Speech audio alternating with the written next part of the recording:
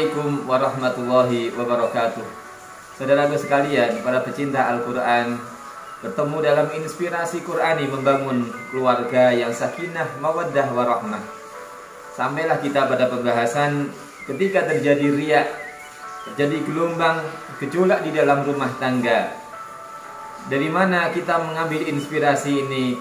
Di surat An-Nisa ayat 34. Allah Subhanahu wa ta'ala berfirman, "Wallati takhafuna nushuzahunna fa'idhuhunna wahjuruhunna fil madaji'i wadribuhun. Fa in ata'nakum fala tabghu 'alayhinna sabila. Innallaha kana 'aliyan kabira." Saudaraku sekalian, ketika seorang istri dianggap nusyuz oleh suaminya, perilaku seorang istri yang tidak lagi mau taat kepada suami, menentang perintah suami, maka kemudian Allah memberikan bimbingan-bimbingan. Fa'idhuhunna, berikanlah nasihat-nasihat. Wahjuruhunna, pisahlah tempat tidurnya. Wadribuhun, sampai kemudian ada pemukulan. Tetapi di akhirnya adalah fa'in ata'nakum fala tabghu 'alaihinna sabila. Jangan cari masalah, jangan dibesar-besarkan masalah itu. Kalau memang masalahnya sudah tidak ada, sudah padam, ya selesai saja. Maka inspirasi ayat ini, saudaraku sekalian, yang namanya riya di dalam rumah tangga itu sesuatu yang niscaya terjadi. Yang namanya hidup berumah tangga, berkumpul gitu, runtang-runtung kesana kemari, ya wajar kalau kemudian terjadi ada gesekan, ada ketidakcocokan. Maka di sini yang terpenting adalah kedewasaan seorang suami yang dikatakan oleh Allah sebagai seorang pemimpin. Ar-rijalu qawwamuna 'alan nisa. Seorang pemimpin harus mampu bijaksana di dalam melihat permasalahan. Masalah yang besar dikecilkan, masalah yang kecil diselesaikan. Pemberian hak dan kewajiban masing-masing suami dan istri, senantiasa memberikan kewajibannya, memberikan hak pasangannya sesuai dengan apa yang dimampui. Ini akan menjadi sumber ketika terjadi permasalahan, kemudian akan mengecil masalahnya, tidak terjadi problem yang teramat banyak. Wajarlah misalkan seorang suami yang seharian bekerja dalam kondisi capek, malam hari pulang ke rumah dalam kondisi perut yang lapar, harapannya sampai di rumah nanti disambut dengan senyuman manis istrinya, tapi ternyata ketika sampai di rumah harapan itu tidak ada. Jangankan air hangat untuk mandi, makanan pun tidak tersedia di meja makan. Coba saudaraku sekalian, secara logika, kalau menuruti emosi sesaat, seorang suami bisa jadi marah, bisa jadi gelas pecah. Tetapi apakah ini menyelesaikan masalah? Maka yang diperlukan adalah kebijaksanaan. Seorang istri yang baik, dia tentunya sudah paham dengan karakter suaminya. Ketika suaminya diam, dia akan segera paham ada masalah. Ketika suaminya pulang dalam kondisi sudah telat, sudah sampai malam, mestinya dia akan sigap apa yang harus saya lakukan.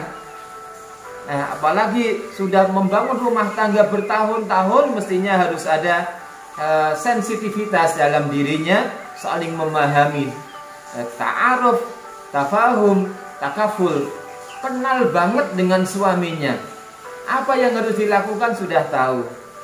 Seorang istri memahami kondisi suaminya, memberikan hak suaminya dan melakukan kewajibannya. Seorang suami juga demikian, kondisi yang penat kayak gitu, walaupun aslinya dia bisa saja marah, tapi kalau dia bijaksana, maka masalah tidak akan timbul. Dalam kondisi yang capek, sudahlah bareng-bareng mencari makan di luar, mencari menu yang terenak. Bukankah itu akan menjadi momentum yang spesial, bisa makan bersama dengan istri tercinta? Jadi saudaraku sekalian, masalah itu akan besar ketika kita salah dalam memandangnya. Kita salah mencari sudut pandangnya. Ketika kita tepat memandangnya, maka masalah itu justru bisa menjadi sebuah kesempatan, momentum yang istimewa. Bukankah Rasulullah Shallallahu Alaihi Wasallam juga mengalami masa-masa seperti ini?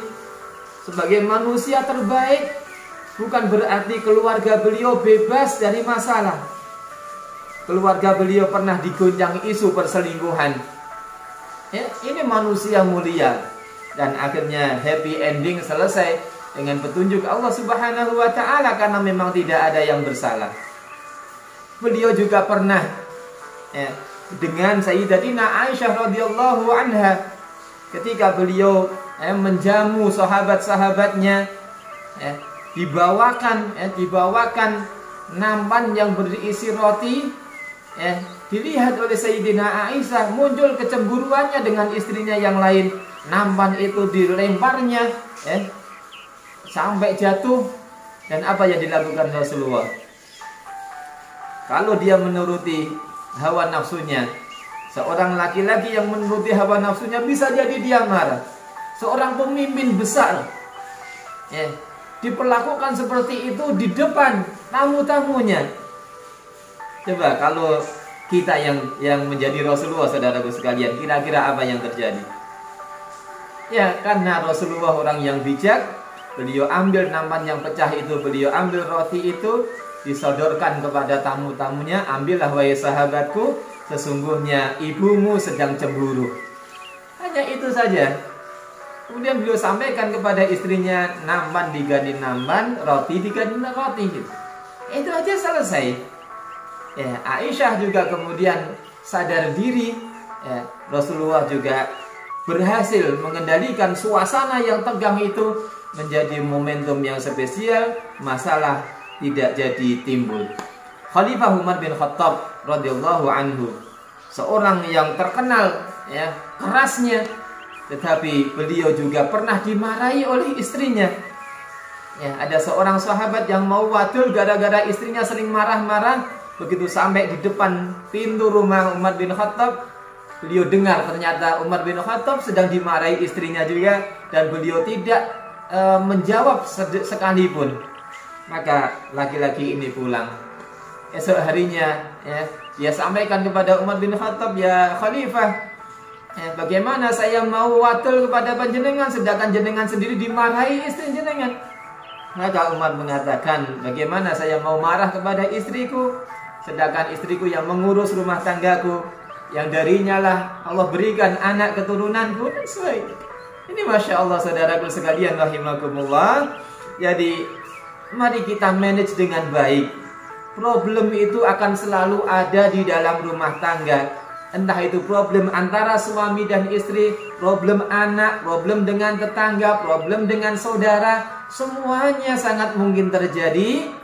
Besar kecilnya masalah, selesai atau tidaknya masalah, tergantung kita. Maka inspirasinya dari surat An-Nisa ayat 34 ini adalah bagaimana kita menyelesaikan masalah dengan baik.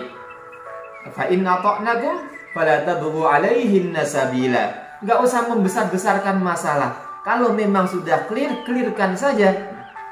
Kecuali kalau kemudian terjadi masalah yang besar yang tidak bisa diselesaikan. Terjadi nusyus yang betul-betul nusyus, tidak bisa diatasi oleh suami istri, maka wa in khiftum shiqaqa bainihima fab'athu hakaman min ahli wa hakaman min ahliya iyurida islahi wa fiqillahu bainahuma. Ketika terjadi problem yang besar yang tidak terselesaikan, prinsipnya masalah selesaikan berdua, tapi kalau sudah tidak memungkinkan, maka harus ada fasilitator. Siapa dia fasilitatornya? Tentu kita pilih orang-orang yang mempunyai semangat untuk islah, yang mempunyai semangat untuk mendamaikan, bukan justru kita munculkan provokator di dalam permasalahan kita sehingga masalahnya nggak jadi selesai. Pertahanlah, selesaikan masalah rumah tangga kita, harapannya akan kekal hingga ke surganya Allah Subhanahu wa Ta'ala. Assalamualaikum warahmatullahi wabarakatuh.